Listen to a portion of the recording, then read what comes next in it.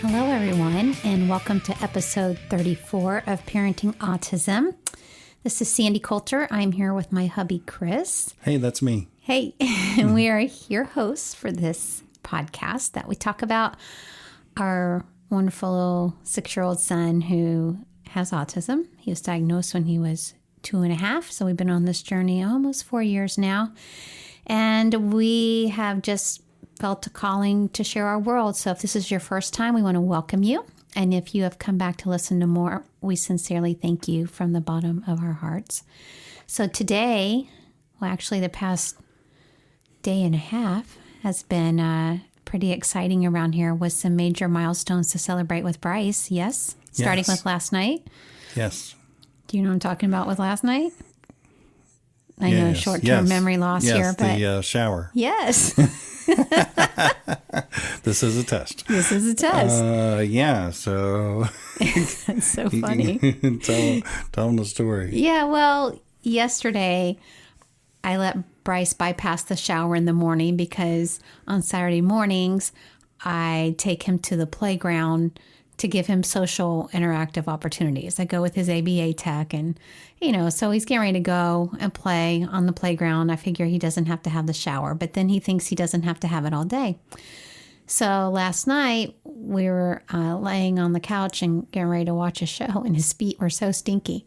And I'm like, whoo, your feet are so stinky. And I made kind of a big funny deal out of it, but he smelled them and he was prompted to take a shower. So he said he wanted to take a shower. And he showers with you. Mm-hmm. And so anyway, he started stripping down out of his jammies and everything. And he went in and started the water. And he was so excited. He did the whole thing by himself. I did help him get the shampoo cap open. But he wanted to pour the shampoo in his hand. And he showed me how you taught him to rub his hands together and then put it in his hair and mess it all in there and rinse it out.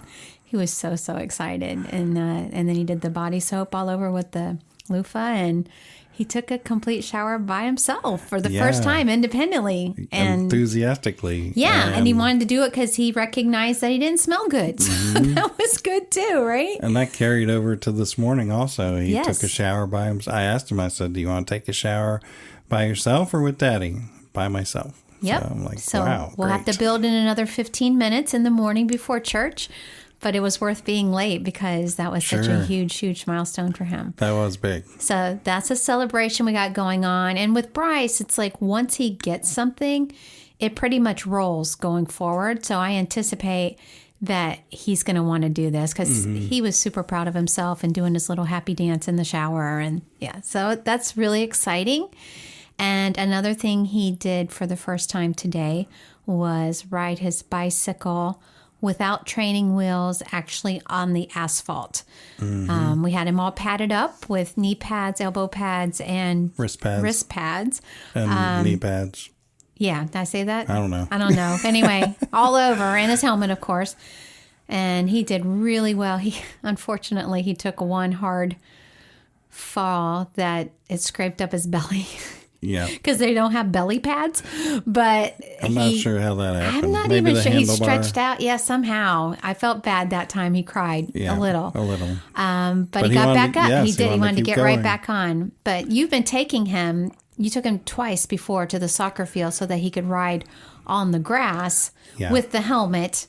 Not all the pads, but with the helmet and practice without training wheels to get him acclimated. So I thought, how can I get him to ride his bike without the training wheels and not get hurt? Because when you first learn how to ride your bike, you're always falling and trying to figure out how to get your balance. And I didn't want him to get discouraged by falling on the road all the time and possibly getting scraped up. So we have a soccer field near our house, and it's really short grass, and the ground is really compacted. So I thought, well, he could start on the soccer field and then we could move to the parking lot. So I'd say that the first time I took him there, he was wondering where the little wheels went, of course, because I took them off. I said, well, now you can ride the big wheels like Daddy's bike, and you don't need the little wheels anymore. And so he's like, well, I'll have the little wheels for the road and the big wheels for the soccer field. I was like, no, the little wheels are really all gone. So I proceeded to get him on the bike, and I kind of ran alongside of him, get him going, and then give him a little push. And so he likes numbers, so he was counting the number of pedals he was doing. 1, 2, 3. Mm-hmm. So the first time around, he got up to maybe 6 or 8 pedals in a row. And I thought, wow, he's doing really good. And, we spent an hour or maybe an hour and a half doing that on the soccer field. And when we got in the truck, he said, okay, I want to ride around the block, meaning at our house, with the little wheels. I said, no, the little wheels are all gone. I said, if you can get 20 pedals at the soccer field, then you can ride around the block, because he was only at 8. Right. So then... So how did I come into the equation? Okay, so we went back to the soccer field the following week, and right away he hit like 20 pedals. And he's like, okay, I'm ready to ride around the block. I'm like, oh no, I don't think he was ready, because, it didn't feel right to me that he was ready. I said, okay, well, you got to do 30 pedals. And so he was really trying. And he got up to like 26 pedals, I think. And he's like, okay, I want to ride around the block at the Coulter Hotel. I said, well, only if Mommy says so. Okay. Because I wanted your approval before he did it. So then this was when I was out of town that you took him, I believe. And so when you came back, we said, okay, we're going to go to the soccer field one more time and see how you do. And then we'll try. And so we took him today, and he was doing really well. And what the soccer field does is it gives him a lot of resistance on the pedals. So he has to pedal harder to get going. And so it's a little more difficult to ride your bike on the short grass than it would be the asphalt. So he was doing pretty well today. And I thought he would be ready for the parking lot there at the soccer field. So we asked him, and he said he was ready. So we said, okay, we have to put all your pads on now. And he didn't mind any of that at all. And I was so impressed when I gave him that first push, and he just pedaled and pedaled and pedaled and pedaled his little heart out. He did. And, I shared some videos today on our social media, on the Parenting Autism Instagram and on the Facebook. But I posted one that it showed, the first video, maybe it was on my personal one, but, he was going really slow. He kind of went to the curb, and he even said, I didn't get hurt. We're like, yeah, you didn't get hurt. Right. So that gave him reassurance, like, oh, I can stop and not get hurt. Okay, great. And then he started taking off, and he kind of went a short distance, but it was great, right? Then the next time, he went a little bit further. But it was kind of like when we took him to the go-karts. Like, once he got it, I mean, he was going. And then he was going full speed, big, large laps. And that's what I had posted on there as well. So it was really, really exciting to see that. What amazed me is, a lot of times it'll take Bryce a lot of time to answer questions or process thoughts. And for me, seeing him riding his bike with his feet going and his balance, and he's steering, and his brain is just thinking that quickly. And he was reacting to things fairly quickly as well, which is always a concern with me, because like you said, it takes him a while to process thoughts. But he braked very well. And Yeah. That's really a different great. part of his brain than he's using for balance. And so I'm like, wow, that was terrific. And he ended up riding around in circles and just doing so good today. We were there for a while. Yeah, we were there a couple hours. Yeah. And then they had the playground there, so we took him over to the playground. Mm-hmm. And I had taken him yesterday as well, and I was telling you, it's a legit struggle for him. Like, he wants to play with other kids, or he wants to be a part of the action. Mm-hmm. He just really doesn't know how to approach that or approach the kids, or, it just doesn't come natural to him at all. And so even yesterday, he connected with one little boy, but then that little boy had to leave, which that happens as well. But you had this idea today. You're like, okay, well, let's just teach him one step at a time to when he comes in well, you actually did a great job. You said, point to which one you want to be your friend. So he pointed to this little boy, and you're like, okay, so go over to him and say, hi, my name is Bryce. Mm-hmm. So the first time he didn't, and then you brought him back and said, okay, let's try again. Let's try again. I brought him back to the gate. I said, okay, we're going to try again. Like your starting point. And so he does the same little routine. He walked on the little 5 round things, and then he was practicing and rehearsing what he was going to say. So he went over to the little boy, and he kind of towered over him, but he's like, hi, my name is Bryce. And I saw the little boy just look at him, and he didn't say anything, and he walked away. But then the little boy looked back with a smile and started running as an invitation to chase me. Yeah. So Bryce was all about that, because he could just sit and chase people all day long. And so there he went. And they started chasing each other. And then the little boy, he actually talked to me more, because he was trying to talk to Bryce, but then he likes to race. So then we were telling Bryce, okay, so we're going to count down 3, 2, 1, race. But they did play together a little bit. I mean, hey, it was huge progress. And for him to go up there, at least by him saying that, it initiated that the little boy knew that Bryce was interested. Right. And then they did interact and play a little together. And that's just what we got to help him with. Once we get him in the habit of finding a person that he thinks he wants to play with and going over and saying, hi, my name is Bryce. Once he gets in that habit, then we'll add, will you play with me, or will you play tag with me? Or what is your name? Or something to start the rest of the conversation. I didn't want to give him too much to process and him just forget about it all and get distracted. So it worked out good. Yeah. And I felt like God really blessed us with bringing in, oh, here comes Bryce. Daddy? Yes. Hi. Hi. Can we help you? Help you? What do you want? Did you want to talk? Yeah. Okay. What did you want to say?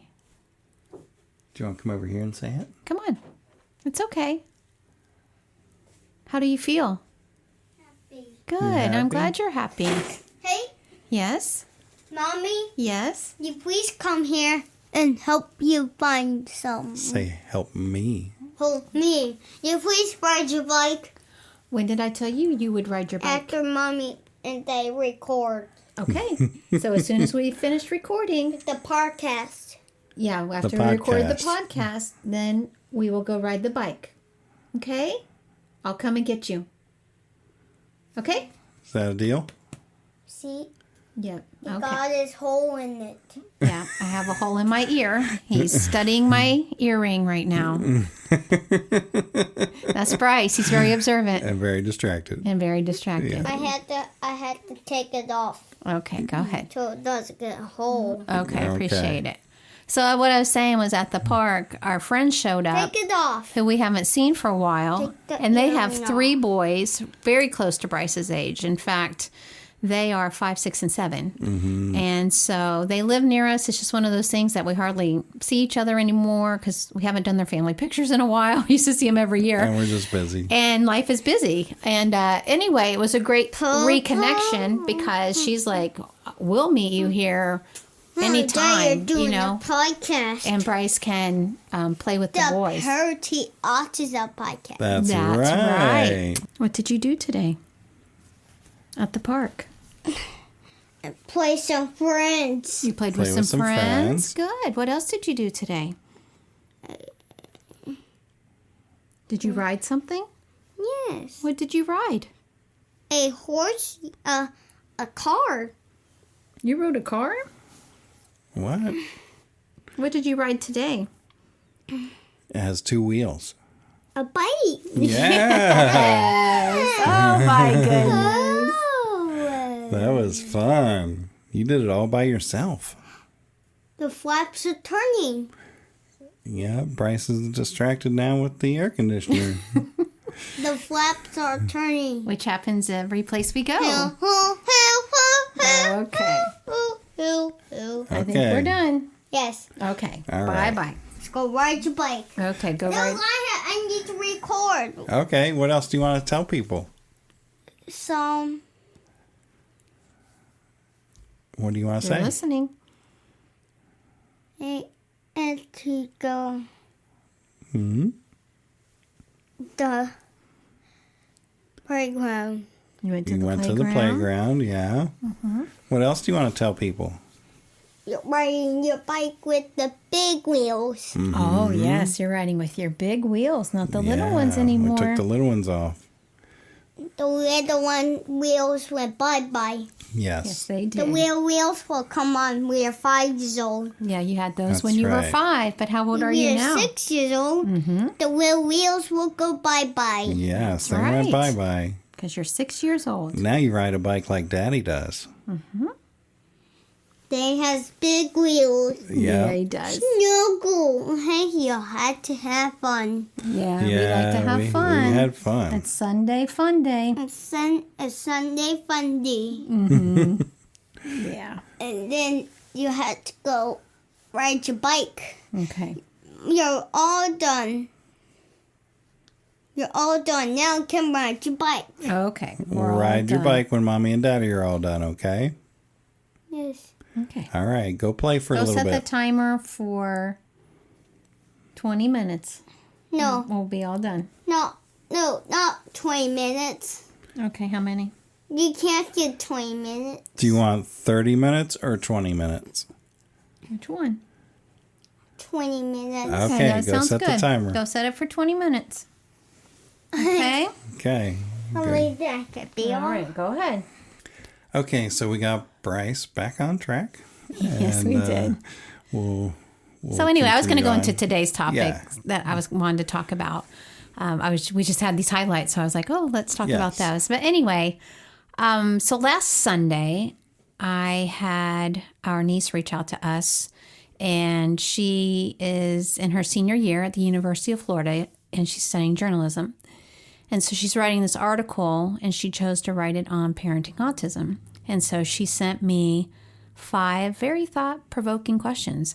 And I really thought it would be good to share on the podcast because I know she's going to do her article, which is great, and we'll share that later on our social media and on our website. But I thought they were really good questions, and I think it would be good to share with our listeners.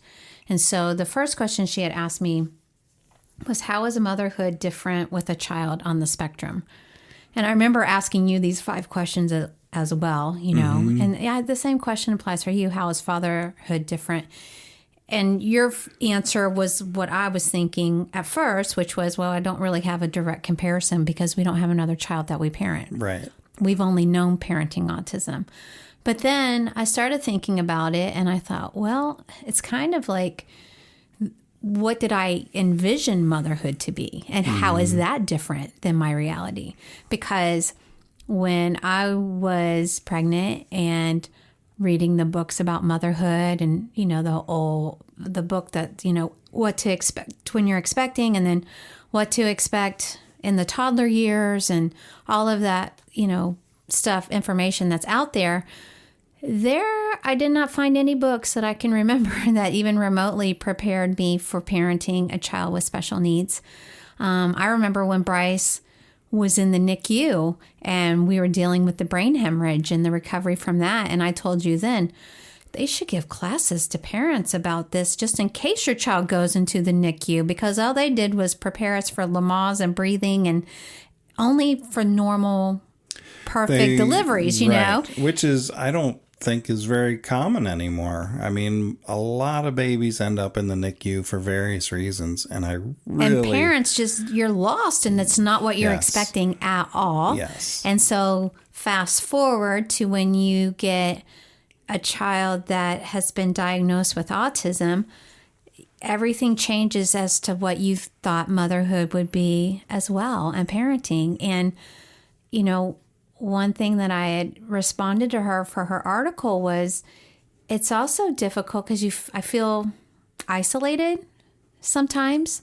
And I really do feel that isolation, because if I'm having a motherhood parenting, you know, question going on in my mind, like, wow, I wonder what I'd do for Bryce for this, or how did this mom feel when this happened? You know, just there's a lot of comparisons out there, but usually you can bounce things off of people is what I'm trying to say. Mm-hmm. And, you know, I can't go to my mom with a lot of things that I deal with when it comes to Bryce, because she hasn't experienced it. Mm-hmm. What she experienced with me and my brothers was very different than what I've experienced with Bryce.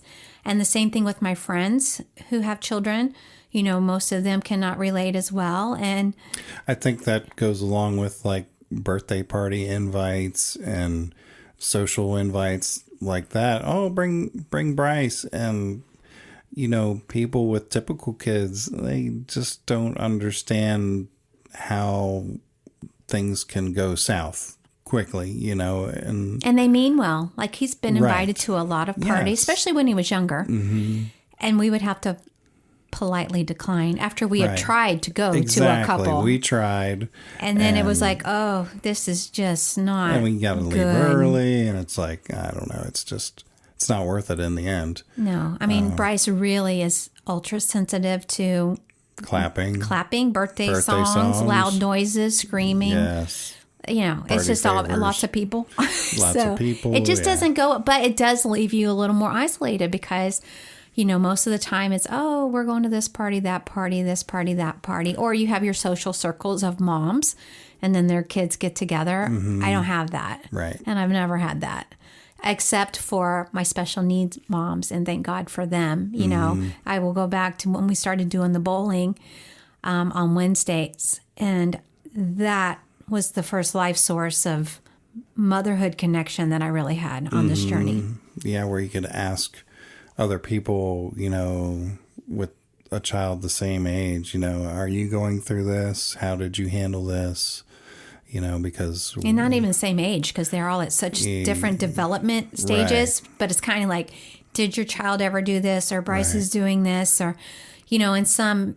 Yes, it rang a bell. Is your child obsessed with doors? Yes, as a matter of fact. You know what I mean? Like that kind of thing. Some things were similar, but as we learned, every child is different. And what happened with one child is probably not going to happen with your child. Yeah, but there's also a connection and a comfort that you don't feel as isolated, because at least they get it. They get whether Bryce does X and their child does Y. X is not usual and Y is not usual. Mm-hmm. So you don't feel like you have to explain. You don't feel like you have to apologize when your child does something abruptly or inappropriate that other parents just wouldn't get. If your child, like Bryce, doesn't have the meltdowns now, but he will still have these situations now where if he gets upset, he just will throw himself down, or he will throw something down. He has to do something to show that he's upset. Yeah, I mean, there's something, and you know, there are people that see that their eyebrows go up and they're like, "What's going on?" You know, and it's not Bryce being a brat. It's not.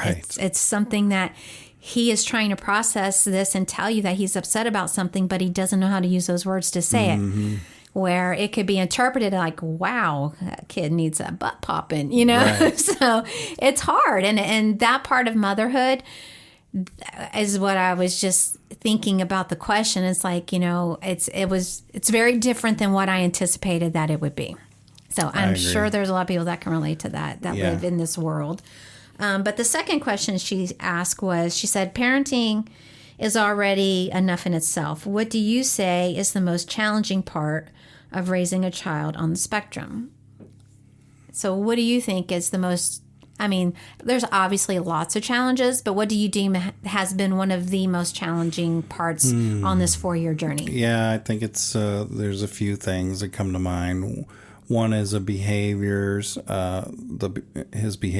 that get in the way of normal life, where you have to drop everything and stop and figure out why behavior's occurring, and try to communicate with him. So those are always like life interruptions, little here and there, like, what's going on.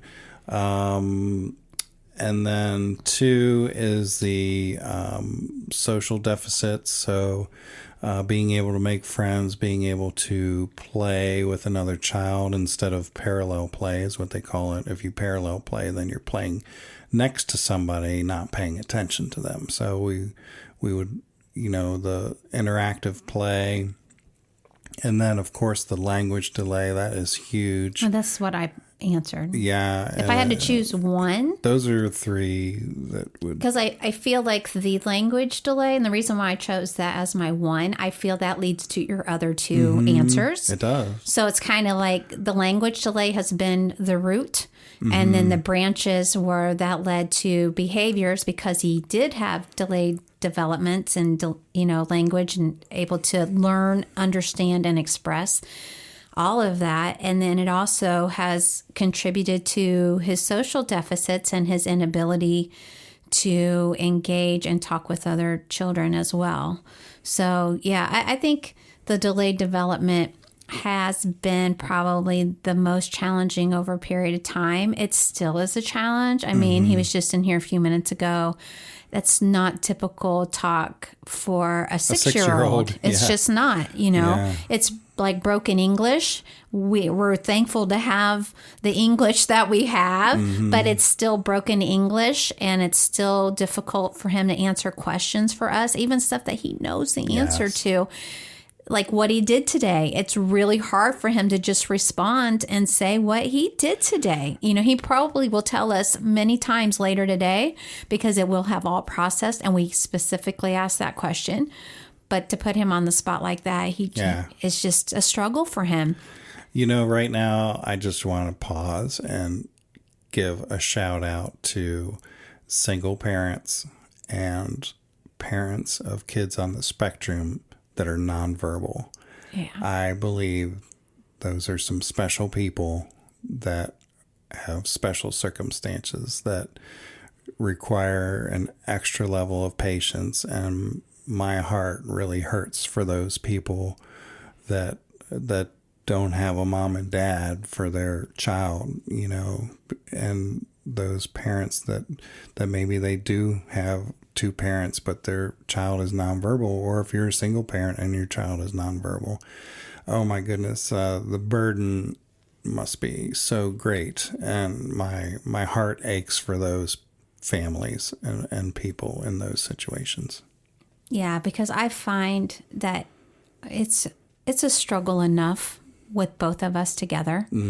So to do this solo, or to even be doing it with, if you do have another parent that's involved, but you're not on the same page and swimming in the stream in the same direction, the stress that comes with that. So we know that what we have is truly a gift for parenting, we're such a solid team together. It's a blessing. And I know that has helped Bryce tremendously as well. And we hear so much that even in 2-parent homes with a child on the spectrum, like you said, they're not on the same page, and that seems to be pretty common. Marriage is hard enough, as we know. Divorce rates are high for lots of reasons, and communication is one of those top reasons why it happens. Communication and financial. So you throw in a special needs child that needs all these therapies, or you're trying to get insurance and you can't, you're trying to get the help. That adds financial burden. And usually one parent has to stay home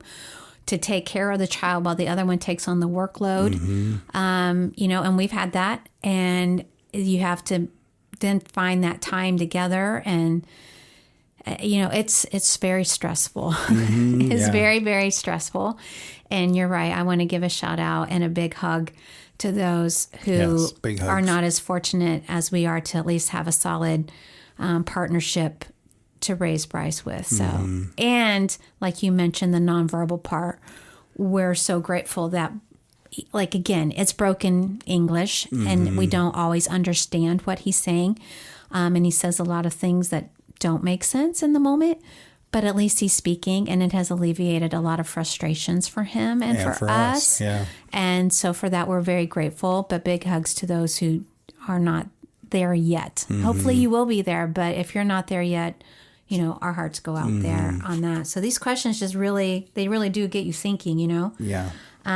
So her third question, what do you think is a character trait you have strengthened over the course of time from parenting autism? Patience, patience, patience, patience, and I think it's patience. That is something I didn't really have before for anything. Like I was not a very patient person in general, and you know, being a Christian, that's one of the things that you want to work on. And then when Bryce came along, you know,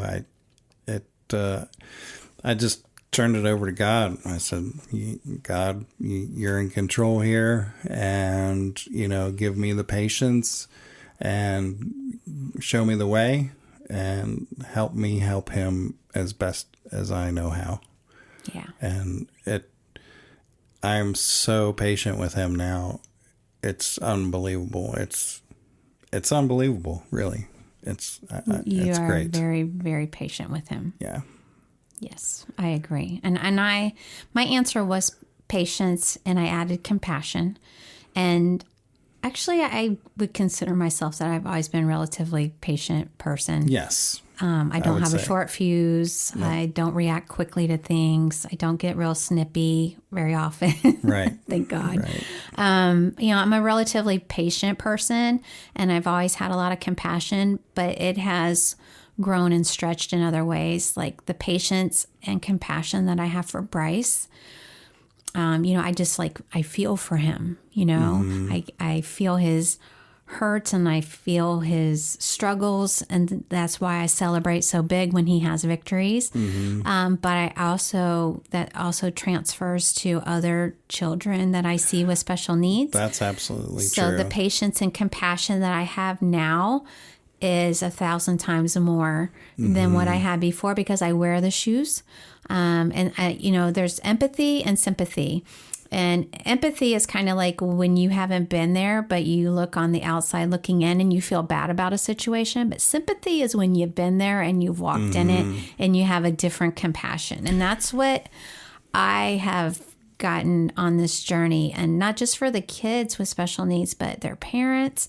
Like we were talking about, that's why our hearts go out to these parents, you know, single or who have, you know, more struggles than what we're having at the moment. And, you know, there's something that comes to mind there with compassion is, I think in our world before Bryce came, we weren't really familiar with the special needs community because they're not normally in the places that we are. You know, they have their own groups. And as we know now with Bryce, you know, we just can't be in a typical situation with him. So, you know, we wouldn't be at a special needs place or, you know, bowling special needs before Bryce. So we really had no idea what that world was about. You know, we'd never been to a special needs classroom or any of that. So I think a lot of people on the outside, they just don't know what it's like because they're not around it to know, you know, unless you have a very good friend. You know, let's say you grew up best friends and your best friend had a special needs child while you knew each other, then, you know, there's some interaction there and then you become familiar with the world. Well, that's where the empathy comes in because you're familiar with it. But unless your shoes are in it, then you truly It's different when you're actually actually in it, and that's true. I mean, we observed our nephew, but yet we weren't in it. Right. You know? So that it's the patience and compassion for Bryce, but it's more than that. Like probably where I've grown more patient is having patience with other people, because I've had to really become more patient with people that don't understand Bryce and say or do something that I could be offensive to me and brings my mama bear out. And I've really had to learn to give more grace and to be more patient with people that don't understand. And it's because, like what we just said, they just don't understand. Right. You know, and what you don't know about, sometimes you say things that are just come off stupid because you shouldn't have said that, you know, and it's really their ignorance. I used to not really know what that word ignorant meant, but ignorance means that you don't know, you don't have a clue, you don't know. And so if you are ignorant about something, you could potentially say something that is not right or is hurtful, but you don't realize that you're saying that. Right. And then some people, I don't know, maybe hurting people just hurt people. And sometimes that's the case too. Somebody is just in a lot of pain and they say or do something to put that pain on somebody else. You just don't know what the other person's going through. It's not my place to know. I've just learned to step away from a situation. If I feel like I need to explain it, I will. But if I don't, then I won't. And we'll just leave the scene. And it's okay. Yeah, I mean, for instance, this past weekend, I think I mentioned that I liked yard sales on the last thing. So I saw that this particular yard sale was going to have a lot of elephants. So I know my sister-in-law is in love with elephants. And it was also the time that his therapist was coming. So I thought, well, let's take his ABA with us, the tech, and, we can learn about patience. Maybe we can learn about elephants, in that setting. And then I can just go there and pick up what she wanted me to pick up. And the lady that was running the sale, she was just so friendly. And she's like, oh, your son, he's so cute. How old is he? And I said, he's 6 years old and he has autism. And I like to tell people that he has autism because some people can now relate to that because they know somebody with autism because it's so prevalent now. And B, if anything were to happen while we were there, kind of paved the way that, something, you just never know when there's autism. And she says, well, that's my son over there. And he was at the cash register. And she said, he's 24 years old and he graduated high school and he is now getting ready to take his electrician's test. Oh, he has autism, right? And he has autism. You forgot to say that part. Well, yeah. And I'm like, wow, that's amazing. So when I checked out, I was able to talk to him and he spoke, pretty well. And I was just so excited for him. And it was just another person giving me hope and encouragement. She's like, well, this is what I did when he was growing up. And she was kind of mad because they didn't diagnose him until later. And so he missed out on a lot of services that he could have gotten at the school, at the public school for him, like OT and language. And so she did the best that she could, and she did a great job. And it's just nice to connect with somebody like that who can, maybe sometimes they can give us tips too, so yeah. Yeah. The last thing I wanted to say on that character trait about the patience part is kind of different from what we're talking about with people and with Bryce, but I really had to grow my patience with God because I was thinking about that and I thought, well, I have had to become patient with God because I have wanted things to happen in a different way.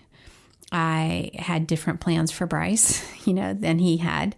And then even as I surrender, which I do, and I'm like, okay, it's your will, it's not my will.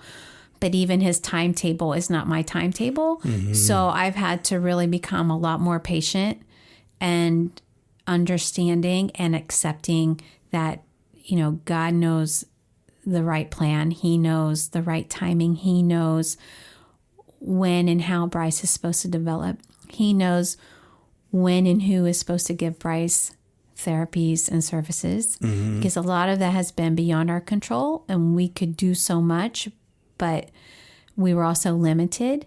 And right now, God has decided to, with an abundance of pouring out blessings on us and services for Bryce. I mean, he's getting help 6 days a week from other sources. And of course, he gets 24/7 from us. You know, I'm very, very thankful for that. But that's not to say that that won't change again, and it's change in another way. And you know what? There may be people out there going, 6 days a week. Oh my goodness, that's a lot of therapy. Well, you have to understand that, you know, he does get time to be a kid. Yeah. And that the therapy that he's getting, he's learning new things and he's excited about it. So it doesn't seem like work to him. Exactly. And he's learning at the same time. And it's a variety. I mean, when I'm saying he has therapies now, it's not just even his behavior. He's got music. He's got music therapy. Equine. Yep. And the horse therapy. And then he's got, you know, his occupational, his language. And he looks forward to each of these. He is having fun with all of it. There's kids at some of them, so he does have social interactions there. And it's just really great for him. The work is more on us to coordinate the schedules. Yeah. But some of this even comes to our home, which that makes it convenient for us as well. But the doors have been swinging wide open, and Bryce has been embracing even these new ones that have started with the music and with the horses. And we're just seeing new things from him that where before he was scared of horses and musical instruments, now he's becoming acclimated and he's enjoying it and looking forward to it. He still won't let us do it. He, for whatever reason, Isn't that that is odd? a weird one. That, like today I played the piano and we asked permission and he said yes, that I could. And then when I did, he went and spilt the water. And you're like, why'd you spill the water? Because Mommy played the piano too loud. It was too loud. Yeah. Well, I ask you, you know, so... But if somebody else plays the keyboard, Mr. Tom can play it and he's okay. So there's something in his mind about you and I still, but that's okay. That's a goal, right? We're only a couple weeks into this, but he will let two strangers that he's just met play a guitar in front of him without having some type of retaliation behavior because he's upset about it. And that's big progress. He's actually playing guitar with them. He's strumming the other guitar now, you know. So did he strum with Mr. Tom? Yes, it's huge. Really? Because he wouldn't strum with Miss Liz. He would only do it with his shaker and not his fingers. Okay, well, he did it so with yesterday he did it with his fingers? And he was strumming. Oh, with the pick. See, I think that's the key. He doesn't want his fingers on there, maybe. Maybe that's a sensory thing. Yeah. Cool. See? One step at a time. I love it. Awesome. So the fourth question she asked was, what are constant challenges that you face parenting autism? Behavior. That would be my answer because just a constant change. New behaviors. A new thing pops up, you know, from his anxiety to his OCD. We think we're done with doors and then doors become another issue. You know, his thing now, I think we mentioned last week, he's so into air conditioner units and everywhere we go, but now the first thing he does is when he walks in somewhere, he looks up. Yeah, he's looking and finding stuff. Well, then it can become a safety issue because like you said, you're used to him just staying right beside you. But now if you walk in, all of a sudden, he's distracted. Bryce is gone because he stopped somewhere because he saw a thermostat or an AC vent in the ceiling. I mean, the kid is checking out every place that we go. So we have to really keep those close things on him. But it's these behaviors, you know. He'll be like, where's the thermostat? Oh, it's not here. and you know, and I try to say it's not that they're bad behaviors. They're unusual behaviors. You know, I mean, not every child is wanting to know how an air conditioner how the works. AC works at the Sam's Club. You know what I mean? So he was telling me today that electricity comes out of the wall and through the cord to his iPad. And I said, that's right. I said, there's a battery in the iPad that it charges. You know, he is just... Oh, he just wants to know how everything works. Yes. Which, you know, that's his little engineer mind that we're going to continue to feed. Yeah.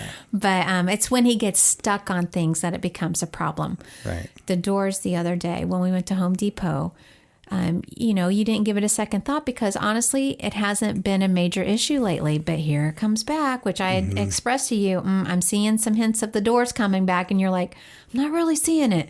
But you walked in and you went on back to the cabinet place. So that section, well, he was wanting to go back outside to come back in first. I managed to get him to follow you, right? Because he didn't come in first, which again, we weren't thinking about that. Yeah.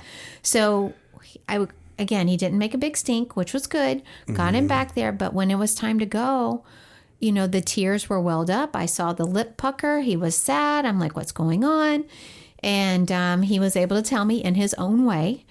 He didn't think it was safe and that he needed to go out and he needed to come in first. And I was explaining. This is after we'd already been in the store for yeah, he did not forget about it. No, he just tolerated it till we got back to the doors.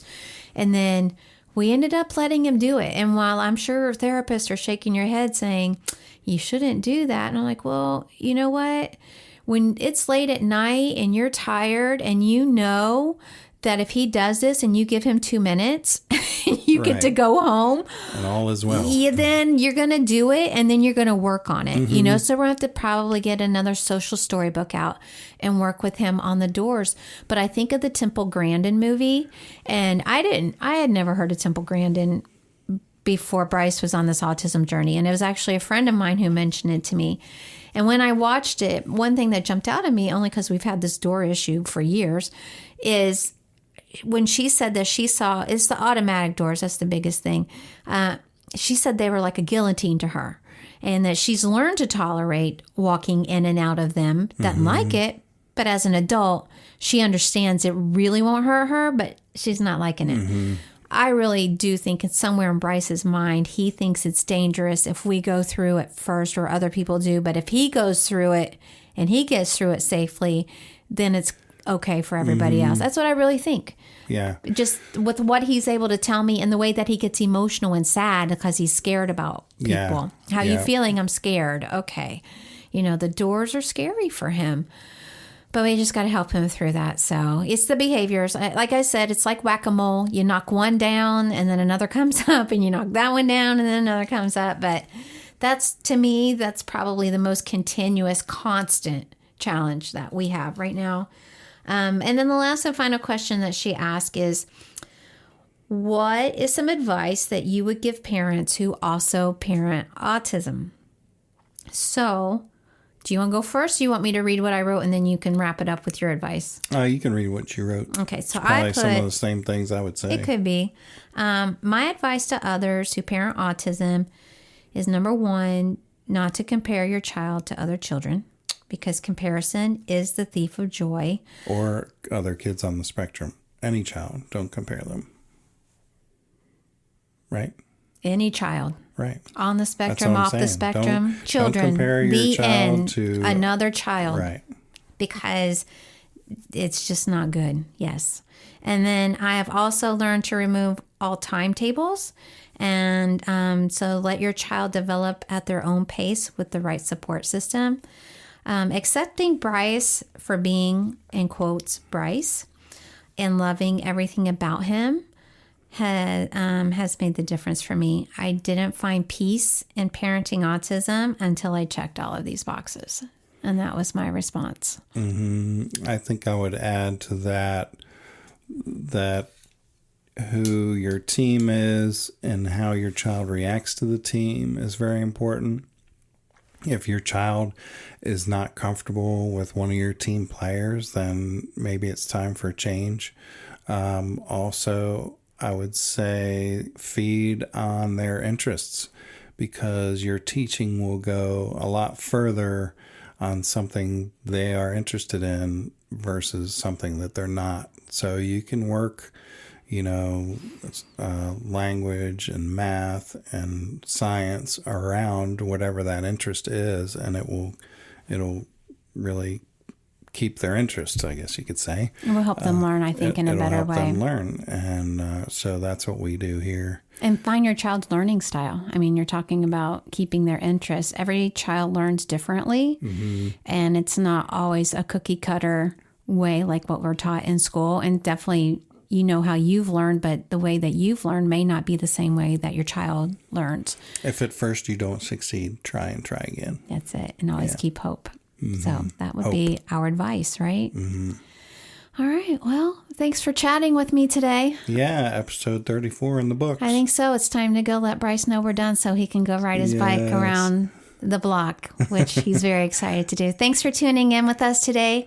We hope you have found some value in this conversation that we've had. And again, it's our joy, it's our pleasure, and it's a blessing to us whenever we know we're a blessing to you. And I want to give a shout out and a thanks to each one of you who have reached out to me this past week. I've been able to have some really great conversations with listeners, which makes my heart so happy. So, we're here for you. Mm-hmm. That's all we can say. We are genuinely here for you, and we appreciate all that you do to keep us encouraged on this journey. Yep, and you can find everything at parentingautismshow.com.